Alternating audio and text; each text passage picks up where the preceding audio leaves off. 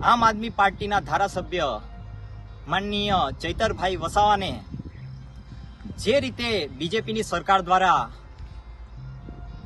સંકલન સમિતિની બેઠકની અંદર જે ભાગ લેવા ગયા હતા એની અંદરથી એક કેસ ઉપજાવી કાઢીને જે રીતે એમની અટકાયત થઈ, આ તમામ ઘટનાક્રમ જોઈને સ્પષ્ટપણે એવું લાગે છે કે ભારતીય જનતા પાર્ટીની સરકાર ચૈતર વસાવાને ફસાયો છે।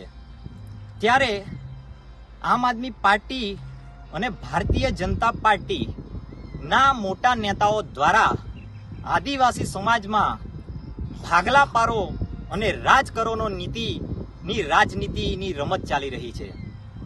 ત્યારે હું કોંગ્રેસના વિદ્યાર્થી સંગઠન NSUIના પ્રમુખ તરીકે મારા સમાજના યુવા સાથી મિત્રોને પણ વિનંતી કરું છું, જ્યારે ચૈતર વસાવાની અટકાયત કરવામાં આવી હતી ત્યારબાદ ઘણા બધા દિવસો થઈ ગયા, એમ છતાં પણ તેઓના ગુજરાત પ્રદેશના પ્રમુખ ઈસુદાન ગઢવી તેઓના ઘરે મુલાકાત માટે પણ નતા ગયા। એનો મતલબ સ્પષ્ટ થાય છે કે આમ આદમી પાર્ટી કે જેઓ આદિવાસી સમાજના નામે રાજનીતિ કરવા માંગે છે।